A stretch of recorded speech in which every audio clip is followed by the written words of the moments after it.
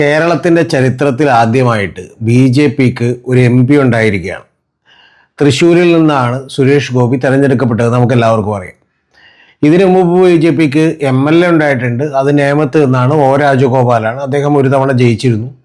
പക്ഷെ അതുകൊണ്ടുള്ള വലിയ നേട്ടമൊന്നും ബി.ജെ.പിക്ക് ഉണ്ടാക്കാൻ കഴിഞ്ഞില്ല. കാരണം അദ്ദേഹത്തിൻ്റെ നിയമസഭയിലെ പെർഫോമൻസ് പോലും അധികം ചർച്ച ചെയ്യപ്പെട്ടില്ല. പിന്നീട് ബി.ജെ.പിക്ക് ഉണ്ടായിട്ടുള്ളതെല്ലാം രാജ്യസഭ എം പിമാരാണ്. എന്ന് പറഞ്ഞാൽ മറ്റ് സ്റ്റേറ്റുകളിൽ നിന്ന്. ഇപ്പോൾ സുരേഷ് ഗോപി അങ്ങനെ രാജ്യസഭ എം പി ആയിരുന്നു. അതുപോലെ തന്നെ വി മുരളീധരൻ ഇപ്പോഴും രാജ്യസഭ എം പി ആണ്. അപ്പോൾ ഇത്തരത്തിലുള്ള എം പിമാരെ കേരളത്തിൽ നിന്ന് പലപ്പോഴും രാജ്യസഭയിലേക്ക് ബി.ജെ.പി സ്പോൺസർ ചെയ്ത് കൊണ്ടുപോവുകയും അവരിൽ പലർക്കും കേന്ദ്രമന്ത്രി സ്ഥാനമൊക്കെ കൊടുക്കുകയൊക്കെ ചെയ്തിരുന്നു. അൽഫോൺസ് കണ്ണന്താനം പോലെയുള്ള ആളുകൾക്കൊക്കെ കൊടുത്തിട്ടുണ്ട്. പക്ഷെ ഇത്തവണയാണ് ബി.ജെ.പിക്ക് ഒരു വലിയ നേട്ടമെന്ന് പറയുന്നത്. ബി.ജെ.പിയുടെ താമര ചിഹ്നത്തിൽ തന്നെ സുരേഷ് ഗോപി ജയിച്ചിരിക്കുന്നു. ഇതിനു മുമ്പ് NDA മുന്നണി എന്ന് പറയുന്ന ഒരു മുന്നണിക്ക് ഇവിടെ നിന്നൊരു എം പി ഉണ്ടായിട്ടുണ്ട്. അത് മൂവാറ്റുപുഴയിൽ നിന്നാണ്. കറക്റ്റ് 20 കൊല്ലങ്ങൾക്ക് മുമ്പ് 2004 അവിടെ നിന്ന് PC തോമസ് എന്ന് പറയുന്ന ഒരു കേരള കോൺഗ്രസിൻ്റെ ഒരു ഘടകമായിരുന്ന ഒരു പാർട്ടി, NDA മുന്നണിയിലുണ്ടായിരുന്ന ഒരു പാർട്ടിയുടെ ഭാഗമായി അദ്ദേഹം അവിടെ നിന്ന് ജയിച്ചത്.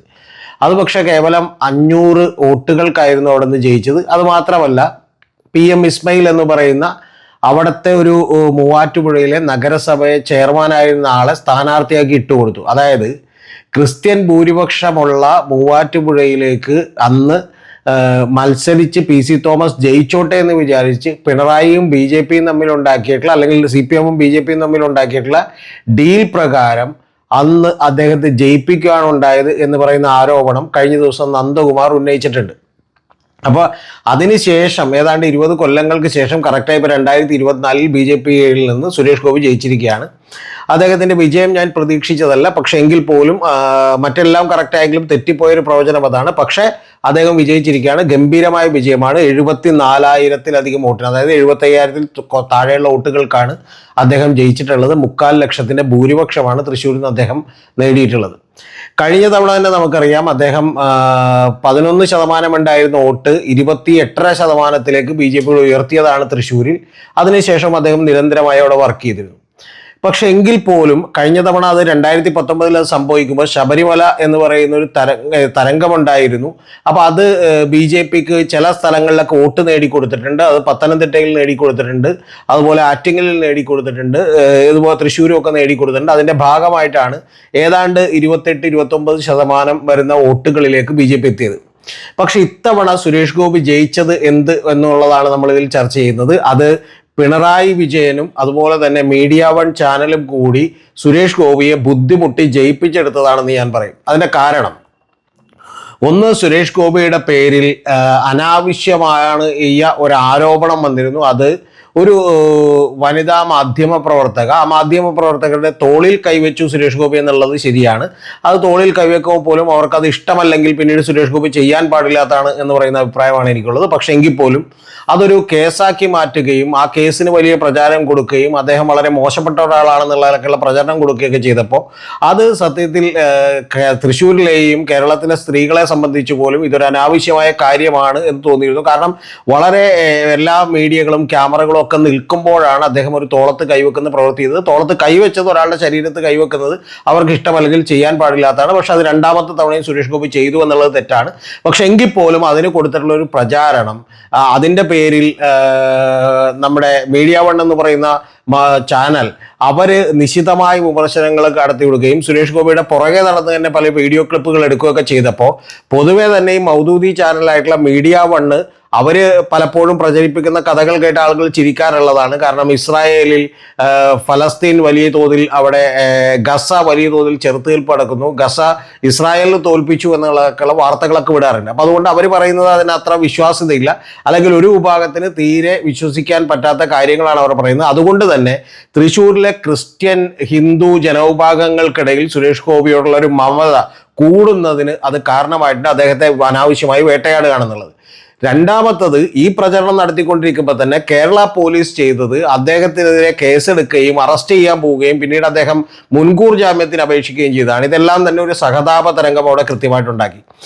രണ്ടാമത്തെ കാര്യം എന്ന് പറയുന്നത് അവിടെ മത്സരിച്ച ഏറ്റവും വളരെ ജനകീയനായിട്ടുള്ളൊരു നേതാവാണ് അവിടെ മത്സരിച്ചത് സുനിൽകുമാർ. അദ്ദേഹം CPIയുടെ ഒരു നേതാവാണ്. അദ്ദേഹത്തിന് വലിയ ആന്റി ഇൻകുംബൻസി ഒന്നും അത്രമാത്രം ബാധകമല്ലാത്തൊരു നേതാവാണ് ശരിക്കും.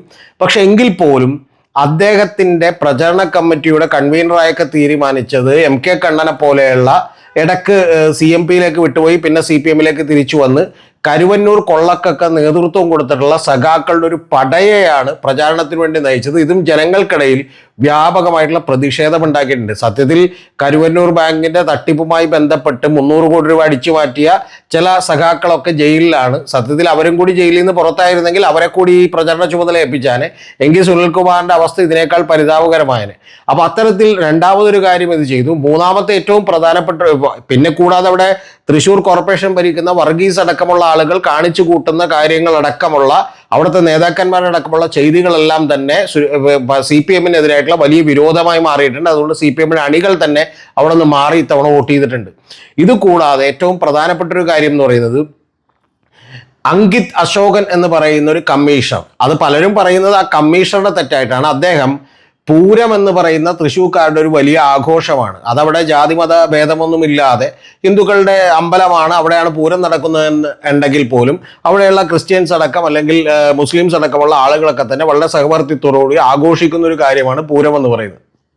ആ പൂരം ചരിത്രത്തിൽ എങ്ങുമില്ലാത്ത വിധം കുളമാക്കാനും പൂരത്തിന്റെ വെടിക്കെട്ട്, സാധാരണ വെടിക്കെട്ട് ഇടുന്നത് രാത്രിയാണ്, പക്ഷെ ഏതാണ്ട് 8-8:30 രാവിലെ ആയപ്പോഴാണ് വെടിക്കെട്ട് നടത്തിയത്. ആകാശത്ത് നിന്ന് പൊട്ടി നമുക്ക് സൗണ്ട് മാത്രമേ കേൾക്കാൻ പറ്റുള്ളൂ, ബാക്കിയുള്ളതൊന്നും ആർക്കും കേൾക്കാൻ പറ്റില്ല. അപ്പൊ ഇത്തരത്തിലുള്ള അത് കുളമാക്കുന്നതിനും പല സ്ഥലത്തും ബാരിക്കേഡ് വെക്കുന്നതിനും ജനത്തെ ബുദ്ധിമുട്ടിക്കുന്നതിനും മാക്സിമം വെറുപ്പിക്കുന്നതിനും ഒക്കെ അവിടെയുള്ള പോലീസ് തയ്യാറായി. ഈ പോലീസ് തയ്യാറാകുമ്പോൾ ഇത് പലപ്പോഴും അവിടെയുള്ള അങ്കിത് അശോകൻ എന്ന് പറയുന്ന ഒരു കമ്മീഷണറുടെ നടപടിയും അദ്ദേഹത്തിന്റെ ഒരു വിവരക്കേടുമായിട്ടാണ് ആളുകൾ കണക്കൂട്ടിയതെങ്കിൽ സത്യത്തിൽ അങ്ങനെ സംഭവിച്ചതാകുമെന്ന് ഞാൻ വിചാരിക്കുന്നില്ല. ഇത് പിണറായിയുടെ ഗവൺമെന്റിന്റെ ഭാഗത്ത് നിന്ന് കൃത്യമായ ആഭ്യന്തര വകുപ്പിൽ നിന്ന് ഇത് കുളമാക്കാൻ തന്നെ നിർദ്ദേശിച്ചിട്ടുണ്ടാവണം എന്നാണ് ഞാൻ വിചാരിക്കുന്നത്. കാരണം ഇത്തരത്തിൽ കുളമാക്കി സാഹചര്യങ്ങൾ അനുകൂലമാക്കി സുരേഷ് ഗോപിയെ ജയിപ്പിക്കാൻ തീരുമാനിച്ചു എന്നാണ് ഞാൻ വിചാരിക്കുന്നത്. അതുകൊണ്ടാണ് ഞാൻ പറഞ്ഞത് ഇത് പിണറായി സമ്മാനിച്ചിട്ടുള്ള ഒരു വിജയമാണ്. കാരണം ഇതിന് ഏറ്റവും പ്രധാനപ്പെട്ട കാര്യം, മാധ്യമങ്ങളൊന്നും ഇപ്പൊ ചർച്ച ചെയ്യാത്തൊരു കാര്യം,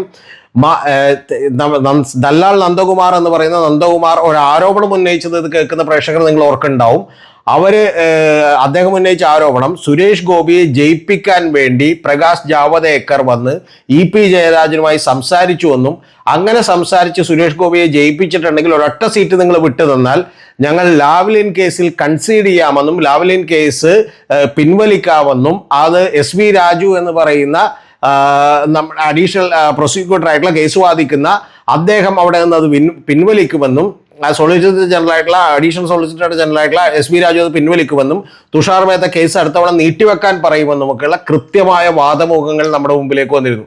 അന്ന് ദല്ലാൽ നന്ദകുമാർ പറഞ്ഞൊരു കാര്യം ഇപ്പോഴും വളരെ കൃത്യമായി നിങ്ങൾ അതെടുത്ത് നോക്കിയാൽ കാണാം. അദ്ദേഹം പറഞ്ഞത് വൈദേഹം എന്ന് പറയുന്ന റിസോർട്ടുമായി ബന്ധപ്പെട്ട് EP ജയരാജനെതിരെയുള്ള കേസുകളെ കുറിച്ച് സംസാരിക്കാമെന്ന്. അപ്പോൾ അത് സംസാരിക്കേണ്ട, അത് കുഴപ്പമില്ല, കാരണം അതിൽ ഞാനൊന്നും പ്രതികളല്ല, അതിൽ ഡയറക്ടേഴ്സ് ആയിട്ടുള്ള 2 പേരാണ് പ്രതികൾ, അതുകൊണ്ട് അതെന്നെ ബാധിക്കുന്ന കാര്യമല്ല, അതിന്റെ പുറത്തൊരു ചർച്ച വേണ്ട എന്ന് പറഞ്ഞു. പക്ഷേ ലാവ്ലിൻ കേസിന്റെ പുറത്ത് അതുപോലെ ചർച്ച വേണ്ട എന്ന് പറഞ്ഞിരുന്നില്ല. അപ്പൊ 2004 PM ഒരു ക്രിസ്ത്യൻ ഭൂരിപക്ഷ മണ്ഡലത്തിലേക്ക് PM ഇസ്മായിലിന് ഇട്ടുകൊടുത്തുകൊണ്ട് PC തോമസിനെ അന്ന് 500 വോട്ടിന് ജയിപ്പിച്ച അതേ കാര്യം, അങ്ങനെ ഒരു ഡീൽ വീണ്ടും തൃശ്ശൂരിലേക്ക് വേണ്ടി നടന്നിരിക്കുന്നു. പക്ഷെ അത് നടക്കുമ്പോൾ സ്വന്തം അണികളോട് ചെന്നിട്ട് നിങ്ങളൊക്കെ മാറ്റി വോട്ട് ചെയ്യൂ എന്ന് പറയാൻ കഴിയില്ല എന്നാണ് പറയുന്നത്. അതുകൊണ്ട് തന്നെ അങ്ങനെ മാറ്റി വോട്ട് ചെയ്യാൻ കോൺഗ്രസിന്റെയും CPMന്റെയും ഒക്കെ അണികളെ പ്രാപ്തരാക്കുന്ന രീതിയിലുള്ള ചില പരിപാടികൾ നടത്തുന്നതിന്റെ ഭാഗമായിട്ടാണ് തൃശ്ശൂർ ഉണ്ടായിട്ടുള്ള പൂരം പോലും അവിടെ കുളമാക്കുന്നതിന് വേണ്ടി പോലീസ് ശ്രമിച്ചിട്ടുള്ളത്. അവിടെ ബാരിക്കേഡുകൾ കെട്ടി ഒരിക്കലും ഇല്ലാത്ത രീതിയിലാണ് അവിടെ വലിയ തോതിലുള്ള ഒരു അട്രോസിറ്റീസ് അല്ലെങ്കിൽ വലിയ തോതിലുള്ള വിവരക്കേടുകൾ കേരള പോലീസിന്റെ ഭാഗത്തുനിന്നുണ്ടായത്. അത് പോലീസിന്റെ മാത്രം അറിവോടുകൂടിയാണെന്ന് ഞാൻ വിചാരിക്കുന്നില്ല. കാരണം അങ്കിത് അശോകനെതിരെ നടപടിയെടുക്കും പിറ്റേ ദിവസം എന്ന് തന്നെ ഗവൺമെന്റ് പറഞ്ഞിട്ട് പോലും പിറ്റേ ദിവസമായിട്ട് പോലും ഒരു നടപടി ഉണ്ടായിട്ടില്ലെന്ന് മാത്രമല്ല ഇപ്പോഴും അദ്ദേഹം അവിടെ തന്നെ ഇരിക്കുകയാണ് എന്നുള്ളത് നിങ്ങൾ മനസ്സിലാക്കണം. മൂന്നാമത്തെ കാര്യം, ഇത് സംഭവിച്ചുകൊണ്ടിരിക്കുമ്പോൾ രാത്രി 2 മണിക്ക് സുരേഷ് ഗോപി അവിടെ എത്തുകയും സുനിൽകുമാറിനേക്കാളോ അല്ലെങ്കിൽ ബാക്കി CPM-ന്റെ ജില്ലാ കമ്മിറ്റിയെക്കാളോ ഒക്കെ കൂടുതൽ പെട്ടെന്ന് തന്നെ ഇൻഫർമേഷൻ സുരേഷ് ഗോപിക്ക് കിട്ടുകയും അദ്ദേഹം രാത്രി 2 മണിക്ക് അവിടെ ഓടിയെത്തുകയും ചെയ്തു എന്നൊക്കെ പറഞ്ഞാൽ ഇതൊരു നാടകത്തിന്റെ ഭാഗമാണെന്ന് ഞാൻ വിചാരിക്കുന്നു. അതുകൊണ്ട് തന്നെ അത്തരത്തിലുള്ള ഡീലിന്റെ പുറത്താണ് സുരേഷ് ഗോപിക്ക് 75,000 വോട്ടിന്റെ ഭൂരിപക്ഷം അവിടെ കിട്ടിയത്. ഇത് പറയുമ്പോൾ ചിലരെങ്കിലും വിചാരിക്കും കഴിഞ്ഞ തവണ കിട്ടിയതിനേക്കാൾ, അതായത് ഇടതുപക്ഷത്തിന് കിട്ടിയതിനേക്കാൾ വോട്ടുകൾ കൂടുതലാണല്ലോ ഇത്തവണ അവിടെ കിട്ടിയത്, 85,000-ഓളം വോട്ടുകൾ പോയത് കോൺഗ്രസിന്റെ ആണല്ലോ എന്ന് വിചാരിക്കും. സത്യത്തിൽ കൂടുതൽ കിട്ടേണ്ട LDF-ന് കൂടുതലായി സുനിൽകുമാർ വന്ന് മത്സരിക്കുമ്പോൾ കിട്ടേണ്ട, കഴിഞ്ഞ തവണ രാജാജി മാത്യു തോമസ് ആണ് മത്സരിച്ചത്, അതിനേക്കാൾ കൂടുതൽ കിട്ടേണ്ട വോട്ടുകളടക്കം നഷ്ടപ്പെട്ടിട്ടുണ്ട്. LDF-ന്റെ വോട്ടുകളും CPM-ന്റെ വോട്ടുകളും അടക്കം അവിടെ നിന്ന് നഷ്ടപ്പെട്ടിട്ടുണ്ട്. 2021 നിയമസഭാ തെരഞ്ഞെടുപ്പ് എടുത്തതിന്റെ കണക്കെടുത്ത് നോക്കിയാൽ വലിയ നഷ്ടമാണ് അവിടെ CPM-ന് ഉണ്ടായിട്ടുള്ളത്. അതോടൊപ്പം തന്നെ കോൺഗ്രസിന്റെ ഭാഗത്തുനിന്നുകൂടി വോട്ടുകൾ പോകാൻ, ക്രിസ്ത്യൻ വോട്ടുകളിലേക്ക് ഒരു ഇൻറോഡ്സ് ഉണ്ടാക്കാൻ കൂടി BJPക്ക് കഴിഞ്ഞു എന്നുള്ളതാണ് വാസ്തവം. ഇതിൽ BJPയുടെ ഒരു സംഭാവന ഒട്ടുമില്ല എന്ന് ഞാൻ പറയില്ല. BJPയുടെയും സുരേഷ് ഗോപിയുടെ വ്യക്തിത്വത്തിന്റെയും ഒക്കെ സംഭാവനകളുണ്ട്. കാരണം BJPയുടെ വോട്ടുകൾ ക്രമാതീതമായി വർദ്ധിക്കുന്ന ചില മണ്ഡലങ്ങൾ അല്ലെങ്കിൽ കേരളത്തിൽ വർദ്ധിച്ചുകൊണ്ടിരിക്കുകയാണ്. അങ്ങനെ വർദ്ധിക്കുന്നതിനോടൊപ്പം ഇത്തരത്തിലുള്ള ചില ചെറിയ സഹായങ്ങൾ കൂടി ചെയ്തു കൊടുത്താൽ സുരേഷ് ഗോപിക്ക് ജയിക്കാൻ കഴിയും. ഇങ്ങനെ ചെയ്തു കൊടുത്തതിന്റെ ആഫ്റ്റർ എഫക്റ്റ് ആണ്, പരിണിത ഫലമാണ് സുരേഷ് ഗോപിയുടെ വിജയം. ഇത് പിണറായി വിജയനും മീഡിയ 1 ചാനലും ഒക്കെ ഉൾപ്പെട്ട ഒരു സംഘം കൃത്യമായി സുരേഷ് ഗോപിക്ക് സമ്മാനിച്ചതാണ്.